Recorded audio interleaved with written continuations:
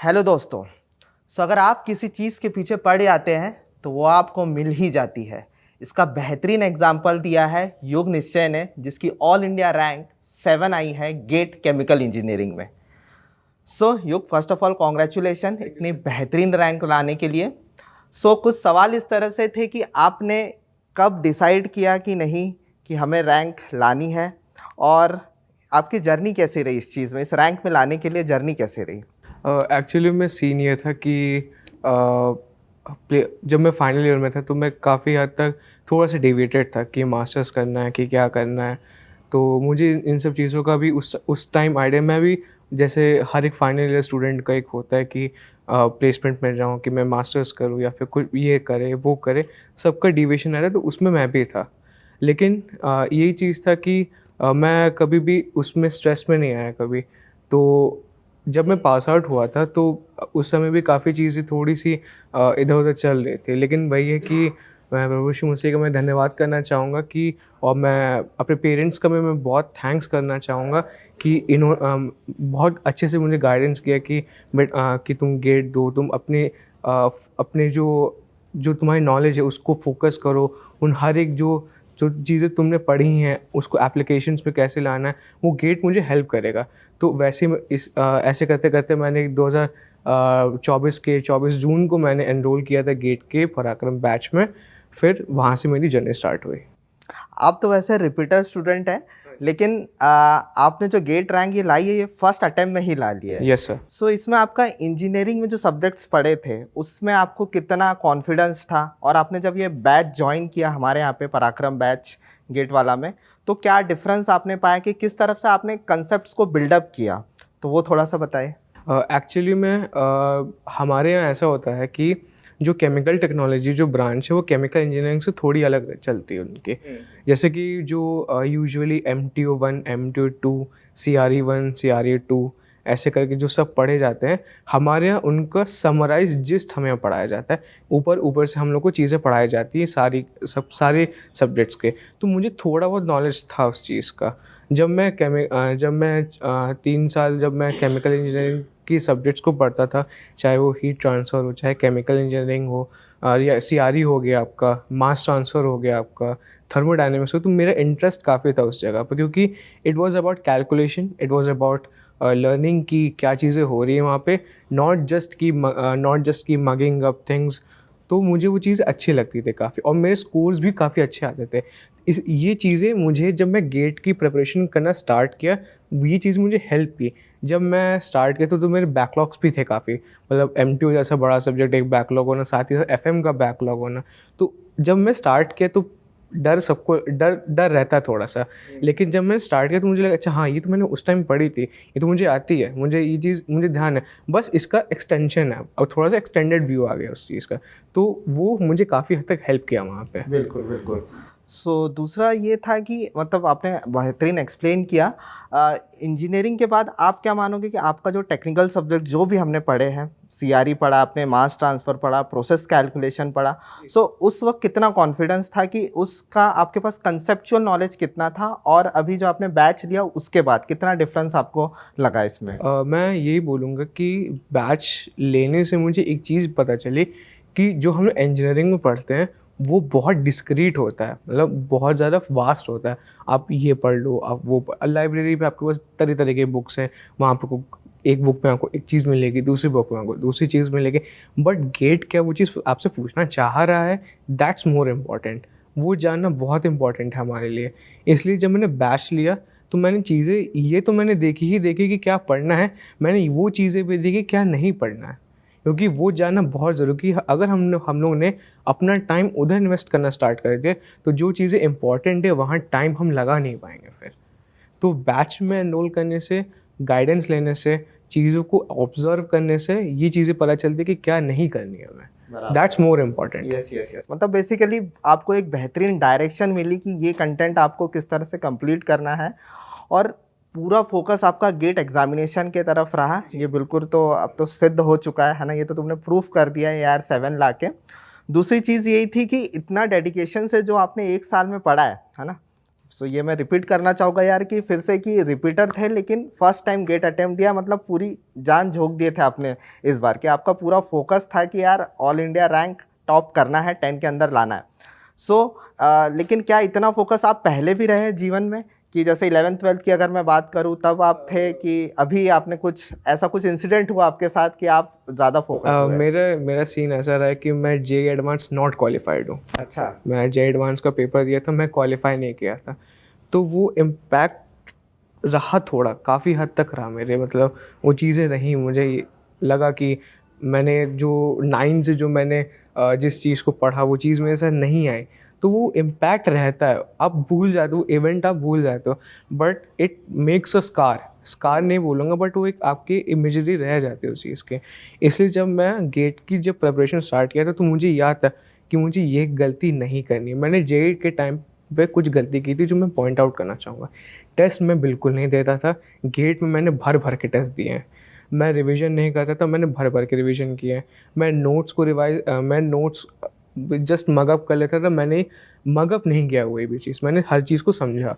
क्योंकि मेरे हिसाब से अगर कोई चीज़ को मैं रटने जाऊँगा तो वो चीज़ कुछ समय तक तो रिसाइड हो जाएगी, बट वो आगे के लिए नहीं रहेगी जब मुझे गेट में उसकी चीज़ की ज़रूरत होगी। तो मैंने ऐसा किया कि मुझे वो चीज़ याद रहे। मैंने इवेंट्स क्रिएट किए कि हाँ, इस इवेंट में ये नॉलेज मुझे यूज़ पड़ेगी। मैंने इवेंट्स क्रिएट किए, उस इवेंट के थ्रू मैंने वो चीज़ सीखी। बिल्कुल बिल्कुल। सो ये कहना सही रहेगा कि आपने जो जेई में गलती की थी उसके बाद आपने अपना अप्रोच चेंज किया कि नहीं, अब अप्रोच चेंज करना पड़ेगा, क्योंकि आप 4 साल पहले भी वही थे जिसने जेई एग्ज़ाम दी होगी, लेकिन तब आप निराश थे कि जेई में जो नहीं आया, जो आपने बोल के दिखाया, लेकिन आपने बहुत बेहतरीन तरीके से वे ऑफ अप्रोच किया और उसके वजह से आज आपको सफलता मिली और इतनी बेहतरीन रैंक मिली है। ठीक है, मैं और गौरव सर हमेशा क्लास में यही कहते हैं कि डायरेक्शन बहुत ज़्यादा इम्पॉर्टेंट है, और ये एफर्ट्स ना सिर्फ एक टीम के तरफ से, एज अ फैकल्टी के तरफ से आता है, ये एफर्ट्स आपके तरफ से भी आता है। और जब दोनों के एफर्ट्स मिलते हैं, है ना, जो दोनों के एफर्ट्स जब मिलते हैं तो बेहतरीन रैंक में वो कन्वर्ट होते हैं। ठीक है, और कुछ इस जर्नी में, जैसे गेट के दौरान आप PYQs का बहुत चलता है ना, बहुत बच्चे सबसे ज़्यादा कंफ्यूज होते हैं कि PYQs को कितना अटेम्प्ट किया जाए और अप्रोच कैसे किया जाए, है ना, क्योंकि यार ये हर जगह हर एक टॉपर का अपना प्लानर होता है और वो होना भी चाहिए, है ना। आपको किसी के टॉपर की प्लानिंग को फॉलो नहीं करना है, आपको अपनी प्लानिंग करना है, लेकिन द पॉइंट इज़ कि वो प्लानिंग सक्सेसफुल होनी चाहिए, तो फिर लोग सुनना चाहेंगे। तो आज वो सक्सेसफुल हुई है तो बहुत एस्पिरेंट्स है, जो अपकमिंग एस्पिरेंट्स है, आपके जूनियर्स हैं, है ना, वो सुनना चाहते हैं कि PYQ की तरफ आपका अप्रोच कैसा था और फिर टेस्ट सीरीज़ की तरफ भी आपका अप्रोच कैसा था। मैं ये बोलूँगा कि सबसे पहली बात, IIT रुड़की ने इस बार पेपर कंडक्ट किया। IIT रुड़की का एक इमेज ऐसा रहा है कि पेपर बहुत आसान बनाता है, तो हमारे हर जगह एक इमेज रह जाती है कि IIT रुड़की आसान पेपर बनाएगा, आसान पेपर बनाए, लेकिन इस बार उसने केमिकल इंजीनियरिंग में उसने सारे रूल्स मिथ्स सब चेंज कर दिए उसने। मैं बोलना चाहूँगा कि तुम्हारा फ़ोन आया था, अभी भी मुझे याद है, क्योंकि फर्स्ट सेशन में कंप्यूटर साइंस हुआ था, मैकेनिकल इंजीनियरिंग का पेपर हो गया था। सो पेपर एनालिसिस तुमने देखा होगा, गेट वाला चैनल पे जो एनालिसिस आता है, और सबसे पहले आपका फ़ोन था कि सर पेपर बहुत इजी आया है, क्या करूं सर, ज़्यादा डेप्थ में पढ़ना चाहिए कि नहीं पढ़ना चाहिए। सो मैंने कहा था कि उस वक्त कि PYQ के ऊपर फोकस करो, जो होगा बाकी तो होगा ही होगा, है ना।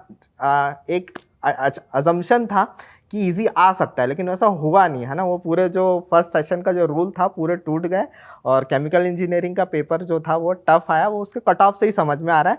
लेकिन फिर भी इतना भी है कि पेपर में कुछ क्वेश्चंस टफ थे, सारे क्वेश्चंस टफ नहीं थे, जो कि हम लोग हमेशा बोलते हैं कि वो ईजी क्वेश्चंस पहचानना बहुत इंपॉर्टेंट है ना, कि इजी क्वेश्चंस अटेम्प्ट हो जाने चाहिए, और जो टफ क्वेश्चंस है फिर उसको आप अच्छा खासा टाइम दीजिए और उसको बेहतरीन तरीके से सॉल्व कीजिए। सो इन एग्जाम ड्यूरेशन में आपने कौन सी स्ट्रेटेजी को फॉलो किया? ऑब्वियसली क्वेश्चंस आए होंगे, आपको लगा होगा कि नहीं ये तो टफ क्वेश्चन है, तो उस वक्त आपका रिएक्शन क्या था, अपने आप को शांत कैसे रखा आपने, क्योंकि वो बहुत ज़रूरी है उस वक्त। मैं ये बोलूँगा कि पेपर कभी भी ऐसे सॉल्व नहीं करना चाहिए कि पहला क्वेश्चन हो गया फिर दूसरे पे जाओ, दूसरा हो गया फिर तीसरे पे जाओ, तीसरा हो गया फिर चौथे पे, ऐसे कभी नहीं करना चाहिए किसी पेपर में। क्वेश्चन पहला देखो, समझ में आए, अगर टाइम नहीं हो रहा लिव इट, अगर लगता है कि हो सकता है टाइम लगेगा, उसको मार्क फॉर रिव्यू कर दो उस टाइम तक के लिए, ठीक है। मार्क फॉर रिव्यू हो गया, अब इसका मतलब आप उस क्वेश्चन को बाद में अप्रोच कर सकते हो। कुछ वन लाइनर क्वेश्चन जैसे कि श्मिट नंबर का डायरेक्ट पूछा था, डायरेक्टली कैलकुलेशन बेस्ड जो छोटे छोटे क्वेश्चन है वो पूछा था, तो उनको अटेम्प्ट पहले करना। मैंने एक चीज़ नोटिस की है, the more green you see in your attempts the more confidence you have. मतलब जितना आप अटेम्प्ट्स में जो आप देखते हो वहाँ पे कलर स्कीम्स होती हैं। ग्रीन मतलब आपने वो क्वेश्चन कर लिया, पर्पल मतलब या तो वो रिव्यू में है, रेड मतलब आपने उसको मतलब आपने अप्रोच किया बट आप कर नहीं पाए, और वाइट मतलब आपने उसको अपने अप्रोच नहीं किया अभी। तो जितना आप ग्रीन देखते हो अपने उसमें, मैंने एक चीज़ नहीं, ये कलर स्कीम आपको वो करती है कि आपको थोड़ा सा वो करेंगे, डायरेक्शन देंगे कि हाँ आपने इतना कर लिया, अब आगे और भी कर सकते हो। ग्रीन कलर वो आपको कहीं ना कहीं कॉन्फिडेंस, हाँ वो कॉन्फिडेंस देता है कि हाँ वही, the more green you see the more confidence you have, the more red you see the more diffidence you have. तो मैं यही बोलूँगा कि जितना आप आसान क्वेश्चन को जल्दी जल्दी कर लो, आपके पास टाइम बचे, फिर आप थोड़े से टफ क्वेश्चंस पे जाओ जिस पे आपको सोचना पड़े। एक मैं एप्टीट्यूड का मुझे क्वेश्चन याद है जिसमें एक ग्राफ वेन डायग्राम का क्वेश्चन आया था। वो क्वेश्चन था इजी बट उसमें ऑब्जर्व करने का बहुत टाइम देना था। वो पूरा पेन पेपर क्वेश्चन था कि पूरा बना के उसको अच्छे से करना। तो इन क्वेश्चंस को अगर आपको टाइम देना तो उसको आखिरी के 1 घंटे में देना है।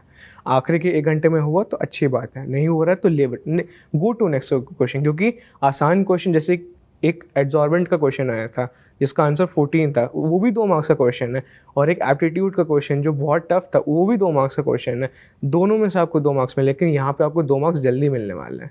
ये चीज़ है, मार्किंग्स स्कीम बहुत इंपॉर्टेंट है। अगर आपको ये पता है कि किस क्वेश्चन को जल्दी अप्रोच करना है, किसको पहले करना है, देन आप हर एक क्वेश्चन को टैकल करने का तरीका सीख जाओगे।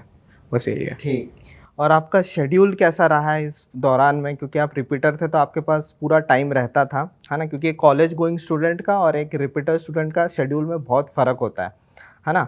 और दोनों एक ही एग्ज़ाम के लिए compete कर रहे हैं, दोनों को टॉप में रैंक चाहिए, ठीक है? दोनों को PSUs में जाना है, तो आपका शेड्यूल किस तरह से था इसमें?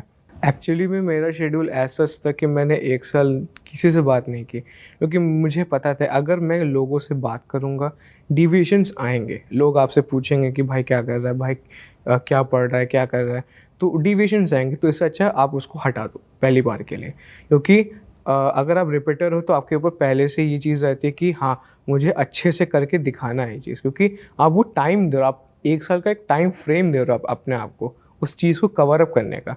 तो आप ये जितने भी नुक्स एंड क्रैनीज हैं मैं जिनको बोलूँगा, इनको आपको साइड में हटाना पड़ेगा इन सब चीज़ों को। मेरा ये रूटीन रहता था, सुबह उठता था, मतलब घर का खाना, घर का ही खाना खाना। मैं यही बोलूँगा घर का खाना बेस्ट होता है। आप खाओगे आपकी हेल्थ अच्छी रहेगी, आप बाहर का खाओगे आपकी हेल्थ बिगड़ेगी, आप पढ़ाई नहीं कर पाओगे। आप कोशिश करो कि अच्छा खाओ, अच्छी चीज़ें देखो, अपने आप पे फोकस करो। मैं ये बोलूँगा जो लोग अपने आप पे फोकस करते हैं उनको ये चीज़ पता रहता है कि क्या चीज़ आपके लिए अच्छी है, क्या चीज़ आपके लिए बुरी है। और जो खुद को टाइम देगा उसको ये पता रहेगा कि कैसे टाइम को मैनेज करना है, कौन से लेक्चर्स देखने हैं, कौन से क्वेश्चंस को अभी करना है, कौन से क्वेश्चंस को बाद के लिए रखना है। इट्स बहुत इंपॉर्टेंट है इन सब चीज़ों को जानना, और ये तभी आप कर सकते हो जब आप खुद को टाइम दोगे। और खुद को टाइम देने के लिए आपको पेशेंस की बहुत ज़्यादा ज़रूरत पड़ती है, बहुत ज़्यादा पेशेंस की ज़रूरत पड़ती है। मतलब कई बार आप डिरेल हो सकते हो, चांसेस है डिरेल हो सकते हो, वो होगा ठीक है, लेकिन आपको खुद को संभाल के रखना है उस चीज़ में। तो ये जो था आपका पर्सनल प्लानर जो आप बनाए थे, फिर जो हमारी टीम के तरफ से, ठीक है, मैं और गौरव सर जो आपको मोटिवेट करते थे, और साथ में एक सब्जेक्ट प्लानर दिया गया था आपको, ठीक है, उससे अगर आपको हेल्प मिली है कुछ और पूरा आपको शेड्यूल मिल गया था, जैसे आपने पराक्रम बैच को ज्वाइन किया था, तो आपने ये चीज़ें कैसे की मैनेज? मतलब उसको फॉलो हो रहा था, आप लाइव लेक्चर्स देख रहे थे, रिकॉर्डेड थे, या फिर आपको दोनों में ही कोई प्रॉब्लम नहीं थी? क्या आपका एक्सपीरियंस रहा उसमें? सीन मेरा ये था कि मुझे बैकलॉग्स भी कवर करने थे, लाइव लेक्चर्स भी देखने थे। तो मेरे साथ ये मतलब काफ़ी ये चीज़ अच्छी हुई कि जब मैं लाइव लेक्चर्स देखता था तो मैं केवल लाइव लेक्चर पे ही फोकस रखता था, क्योंकि मुझे पता है लाइव लेक्चर में देखूंगा कंटेंट मुझे उसी टाइम मुझे वो चीज़ मिल जाएगी। रिकॉर्डेड लेक्चर्स का क्या था कि मैं रिकॉर्डेड लेक्चर्स कभी भी देख सकता हूँ, वो आगे भी मेरे पास रहेगा, कभी भी मैं उसको देख सकता, कुछ डाउट रहा तो मैं आगे उस चीज़ को अप्रोच कर सकता हूँ। तो मैं उसको ऐसे ही मैं शेड्यूल करके रखता था कि लाइव लेक्चर्स कब देखना है, रिकॉर्डेड लेक्चर्स कैसे देखना है, और वो मुझे काफ़ी हेल्प कर देते थे ये दोनों ही चीज़ साथ ही साथ। और इन दोनों को मैनेज करने के लिए भी मैंने मतलब एक शेड्यूल बना के रखा था कि इस टाइम फ्रेम में लाइव लेक्चर देखना है, इस टाइम फ्रेम में मुझे रिकॉर्डेड लेक्चर्स देखना है, और इस टाइम में मुझे बाकी की चीज़ों को कवर अप करना है। ठीक है। और आपको सब्जेक्ट्स के बारे में कैसा लगा, पूरी जो आपने जर्नी की पूरे सब्जेक्ट्स में? गौरव सर ने जो सब्जेक्ट्स पढ़ाए, शिवम सर ने, संदीप सर ने, मैंने, सो किस तरह से आपको कंटेंट लगा? क्या आपको पूरा कॉन्फिडेंस आया था या आपको कहीं और अप्रोच करने की ज़रूरत पड़ी, या फिर फुल कॉन्फिडेंस था, नहीं दिस कंटेंट इज़ इनफ? हाँ, मैं यही बोलूँगा कि कंटेंट जो मुझे मिला it was more than enough, उससे बाहर कुछ मुझे पढ़ने की ज़रूरत ही नहीं पड़ी। बाकी जो चीज़ें जो थी जो मैंने सीखी वो टेस्ट से सीख ली, क्योंकि कई चीज़ें ऐसी हुई जो तो क्लास में माइट भी ना कवर हो पाए, लेकिन वो आपको टेस्ट सिखा के चला जाएगा। जो PW में टेस्ट होते थे, जितने भी आपके रैंकर्स क्लब टेस्ट हो गए, रैंकर्स टेस्ट हो गए, आपके वीकली टेस्ट हो गए सारे, उनसे मैं बहुत सी चीज़ें सीखता था। तो with live lectures, with notes, with test, अगर इन तीनों कंबाइन करें इट्स बेस्ट। बाकी आपको बाहर देखने की जरूरत नहीं है। बहुत ही सही। और PYQs कितने बार अटेम्प्ट किया मैंने आपने? PYQs 2 बार अटेम्प्ट किए हैं। एक बार मैंने PYQ की जो बुक होती है उससे मैंने अटेम्प्ट किए हैं, और दूसरी बार मैंने जितने भी PW में जितने भी आपके गेट PYQ सीरीज़ जो थी मैंने उससे कवर अप की। क्यों? क्योंकि आप किसी बुक को देखते हो तो आपको पता रहता है कि उस बुक के कौन से पेज नंबर पे वो क्वेश्चन है, उस क्वेश्चन में क्या आपने गलती की थी। तो आप जब दूसरी बार क्वेश्चन को उसको अप्रोच करने जाते हो तो आपको ये याद रहता है वहाँ पे ये गलत है। क्यों? क्योंकि आप जब गेट के एग्ज़ाम में देखने जाओगे तो आपको ये लगे आप तो उसको बुक की तरीके से याद करके गए हो, बट आप उसको गेट की तरह से याद नहीं करके गए हो। वो कैसे हेल्प करेगा? वो आपको टेस्ट सीरीज से हेल्प करेगा। जो आप जो आप क्या बोलते हैं PYQ के टेस्ट सीरीज़ लगाते हो, तो PYQ के टेस्ट सीरीज़ में अगर आपको क्वेश्चन याद है कि आपको याद है कि वो क्वेश्चन आया था, आपने ये गलती की थी, तो इससे ये होगा कि आपने PYQ भी किया, साथ ही साथ आपका रिवीजन भी हो गया, दोनों चीज़। अभी आपसे पहले बात हो रही थी, आपने बताया आपके बड़े भाई भी केमिकल इंजीनियर ही है। जी, तो जी। ये घर पे कैसे केमिकल इंजीनियरिंग का क्यों इतना ये है? कुछ सर इसके पीछे कुछ? एज सच कुछ नहीं है, मतलब कि घर में कोई केमिकल इंजीनियरिंग का पैटर्न फॉलो हो रहा है। चीज़ें लाइन में वो फॉल आउट हो जाती है, मतलब वो हो जाता है। मतलब भैया को भी केमिकल इंजीनियरिंग मिली, मेरे को भी केमिकल टेक्नोलॉजी में मिल गया, मैंने भी आगे गेट के लिए भी केमिकल इंजीनियरिंग जो देन दीज आर इवेंट्स। हम लोग इसमें कोई ये नहीं मतलब कनेक्शंस नहीं लगा सकते कि हाँ उसने भी या किया। घर पे कुछ केमिकल इंजीनियरिंग का कुछ है? नहीं नहीं नहीं सर, ऐसा नहीं है। मैं ऐसा कुछ नहीं बोलूँगा, क्योंकि जैसे कि मैं अपने भैया के बारे में बोलूँ तो उन्होंने भले ही केमिकल इंजीनियरिंग पढ़ी बट उनका इंटरेस्ट कहीं और है। अच्छा। ठीक है, तो इट्स ऑल अबाउट इंटरेस्ट कि हम कहाँ अपने टाइम को इन्वेस्ट दे रहे हैं, दैट्स ऑल। बिल्कुल सही। और घर वालों की तरफ से कैसा सपोर्ट रहा है आपको मेरे घर वालों से, हाँ घर वालों से बहुत सपोर्ट रहा है मेरा। मतलब मेरे पापा ने मतलब हर एक चीज़ों में कभी भी कोई भी ज़रूरत पड़ती थी, कुछ भी दिक्कत आती थी तो मुझे हेल्प करते थे। मेरी माँ मुझे हेल्प करती थी हर एक चीज़ों में। स्टार्टिंग में ऐसा होता था कि जब मैं एनरोल हुआ था तो मुझे आज भी याद है, मैं हीट ट्रांसफ़र की भी क्लासेस करनी थी, एक साथ FM और MO की मास ट्रांसफ़र के बैकलॉग्स आ गए थे अचानक से, तो मैं बहुत स्ट्रेस हो गया था उस टाइम। तो मेरे पापा ने एक चीज़ बोला, क्यों डर रहे हो जाएगा, क्यों परेशान हो रहे हो, सब कुछ हो जाएगा। तो वही चीज़ मैंने उस चीज़ को आगे बढ़ा कि पेशेंस रखना है, थोड़ा सा अपने आप को संभाल के रखना है, क्योंकि जितना मैं हड़बड़ी करूँगा, हड़बड़ी करने से, स्ट्रेस लाने से, टेंशन लेने से कोई फ़ायदा नहीं होने वाला, आपका टाइम ही ज़ाया होगा। Simple as that. आप इसको करो ना, आप इसको सच मानो ना मानो, यही है। मैं यही बोलूँगा कि टाइम, अगर आप स्ट्रेस को ज़्यादा टाइम दे रहे हो कि आपको स्ट्रेस आ रहा है, आप टेंशन को ज़्यादा टाइम दे रहे हो, आप बहुत इधर उधर की बातें सोच रहे हो कि ये क्या सोचता है, वो क्या सोचता है, या फिर कुछ भी ऐसी चीज़, तो टाइम वेस्ट है। As simple as that. आप खुद को टाइम दो, उस जो चीज़ इंपॉर्टेंट है आप उस चीज़ पे फोकस करो, दैट्स ऑल, नथिंग ये एल्स। एक अनकंडीशनल सपोर्ट था आपके फैमिली की तरफ से जो आपने, क्योंकि ये थोड़ा सा प्रेशर होता है जब एक स्टूडेंट रिपीटेशन लेता है, क्योंकि उस समय आपके पास 10 ख्याल आते हैं कि फ्यूचर में आप कैसे कर पाओगे, एग्ज़ाम नहीं निकली तो, क्योंकि एक आप अपना एक फुल टाइम डिवोट कर रहे हैं एग्ज़ाम के लिए।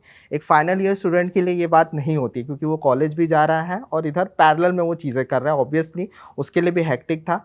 रहता है, लेकिन आपके लिए और ज़्यादा ये हो जाता है कि अंडर प्रेशर होता है। तो इस प्रेशर को मन में आपके कभी ख्याल आता था कि रिपीटर्स के लिए आप क्या बोलना चाहोगे कि इस प्रेशर को अवॉइड कैसे करें? क्योंकि 10 ख्याल आते हैं कि अगर नहीं हुआ तो, है ना?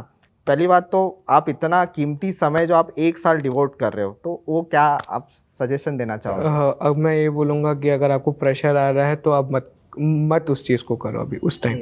अगर आप प्रेशर में करोगे then it is not going to give you success, नहीं देगा वो। क्यों?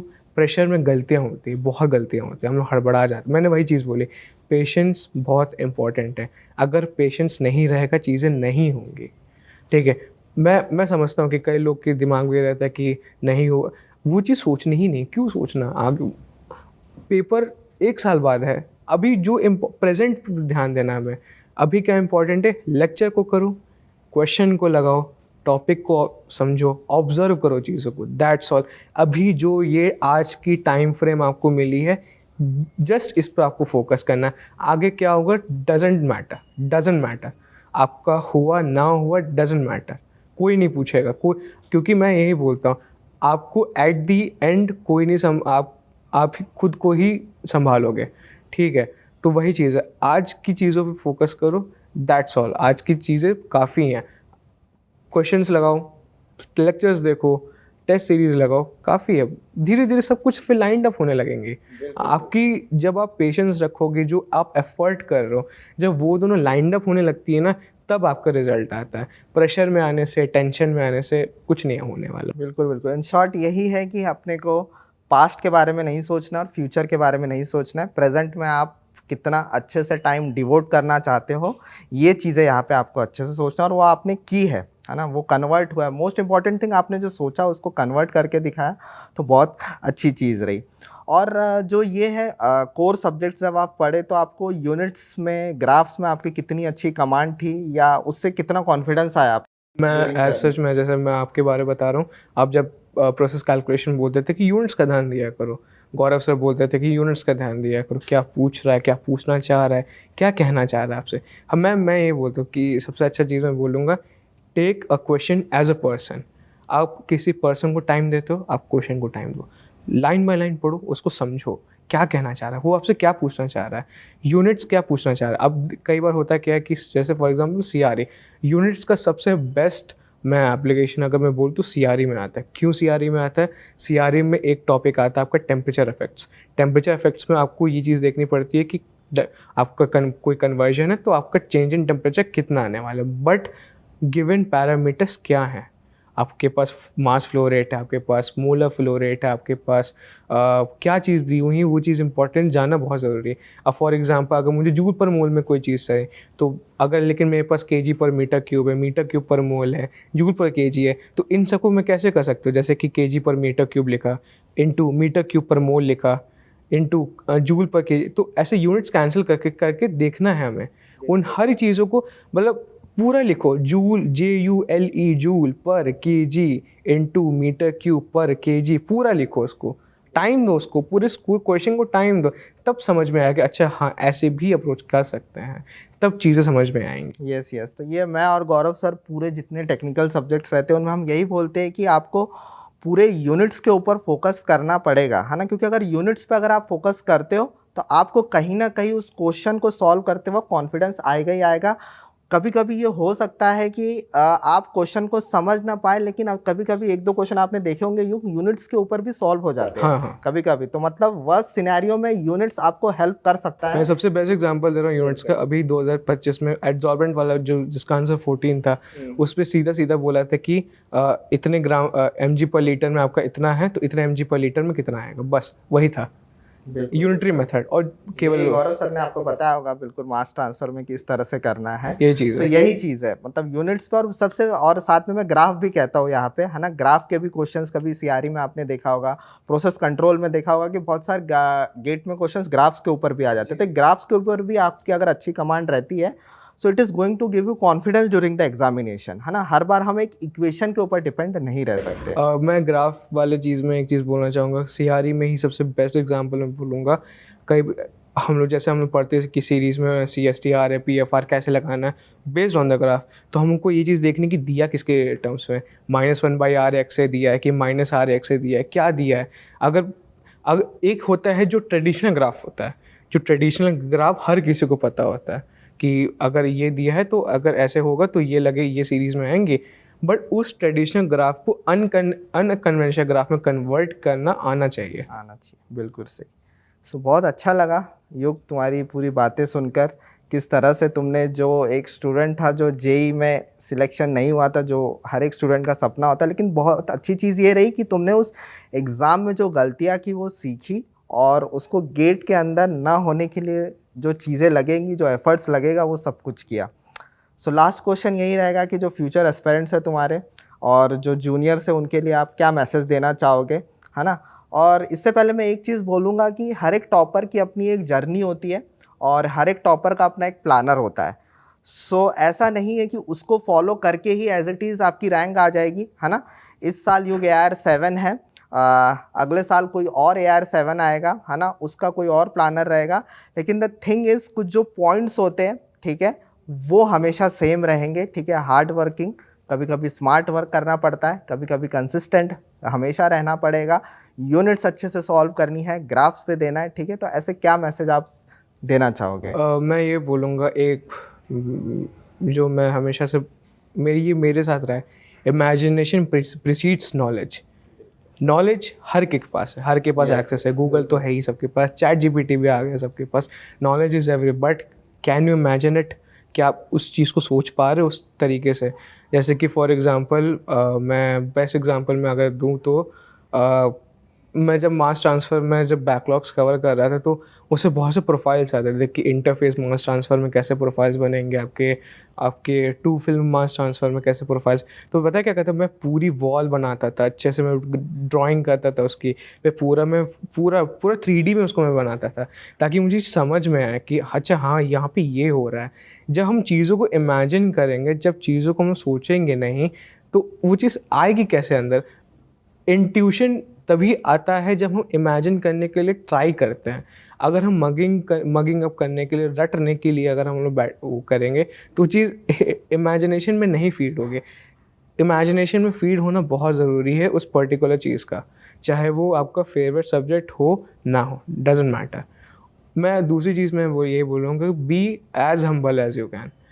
आपके साथ आपके जूनियर्स भी हो सकता है कि आप ड्रॉपर हो। मैं पर्टिकुलरली मैं बताऊँ तो मुझे कभी कभी लगता था कि मेरे साथ जो जूनियर पढ़ रहा है तो कभी कभी होता है कि ड्रॉपर्स के बारे में क्या सोचते होंगे, एक आध दो बार आता है, लेकिन मुझे क्या, मुझे अपने आप को देखना भी उस पर्टिकुलर टाइम पे। तो आप ड्रॉपर हो, आप जॉब करने वाले हो, आप कोई स्टूडेंट हो, डजेंट मैटर, आप हर एक अभी पढ़ रहे हो, आप चीज़ों को ऑब्जर्व करो, चीज़ों को सीखो, आपस में अच्छे से डिस्ट्रीब्यूट करो। इट डजेंट मैटर कि आपका सीनियर है तो आपको सर बोल के बोलना है, फिर जूनियर है तो उसको थोड़ा सा अजीब ढंग से बोलना है, नहीं। आप भी स्टूडेंट हो, वो भी स्टूडेंट है, आप एक दूसरे को रिस्पेक्टफुली डिजिग्नेट करो, ठीक है। अपने आप को अगर रिस्पेक्टफुली डिजिग्नेट करोगे, लोग आपको भी रिस्पेक्ट देंगे। मैं ये बोलूँगा, अगर आप अच्छा बीज बोगे तो अच्छा मिलेगा, बुरा बीज बोगे तो आपको बुरा मिलेगा। तो आप आपस में रिस्पेक्टफुली रहोगे तो आप भी लोगों से सीखोगे, वो आपसे कुछ सीखेंगे, आप लोगों से कुछ सीखोगे। मैं जब प्रिपेयर कर रहा था, मैं लोगों से पूछा, भाई देख, अच्छा अगर ऐसा हो रहा है तो क्या हो सकता है भाई, अगर ऐसा, और वो मेरा जूनियर है, मुझसे 2 साल छोटा है, मैं उससे पूछ रहा हूँ कि भाई देख अगर ऐसा हो रहा है तो क्या हो सकता है, वैसा हो रहा है तो क्या हो सकता है। तो मैंने ये बैरियर्स नहीं आने दिए कि जूनियर है वो सीनियर है, हटाओ ये सब। क्योंकि मैं इसमें एक पॉइंट ऐड करना चाहूँगा, गेट एक ऐसी एग्ज़ाम है जो सबको सेम लेवल पे ला देती है। ना यहाँ कोई जूनियर है ना कोई सीनियर है, सबको एक ही एग्ज़ाम में, है ना। क्योंकि ये एग्ज़ाम एक 3rd ईयर वाला भी दे रहा है युग, है ना, एक फाइनल ईयर वाला भी दे रहा है, आप रिपीटर हो आप भी दे रहे हो, है ना, हो सकता है कोई डबल ईयर रिपीटर हो वो भी दे रहा हो, और सब एक ही एग्ज़ाम के पीछे है और सबको टॉप करना है इस एग्ज़ाम में। मतलब आपको अपने इसमें एक लेवल, सेम लेवल पे ला के इस एग्ज़ाम को क्रैक करना है, और आपने वही बात यहाँ पे जी मैं ये बोलूँगा कि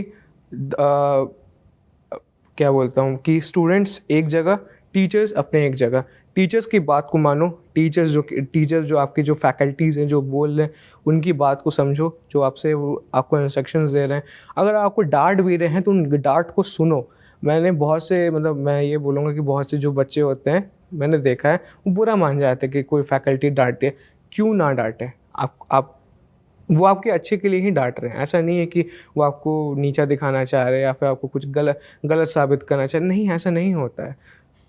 अगर आपको कोई डांट रहा है आप सुनो उस चीज़ को, अगर आप तारीफ़ कर रहे हैं, मैं ये बोल, तारीफ़ है तो उसको सर के ऊपर मत जाने दो, और अगर डांट है उसको सर के अंदर मत जाने दो। सो बहुत ही सही चीज़ें आपने बताई अपने जूनियर्स के लिए। सो युग बहुत अच्छा लगा। So once again congratulation for your great achievement, है ना। आपने न ही सिर्फ अपना नाम, अपने परिवार का नाम, बल्कि हमारा पीडब्ल्यू का, गेट वाली टीम का, सबका नाम बहुत ऊंचाइयों पे लेके गए हैं।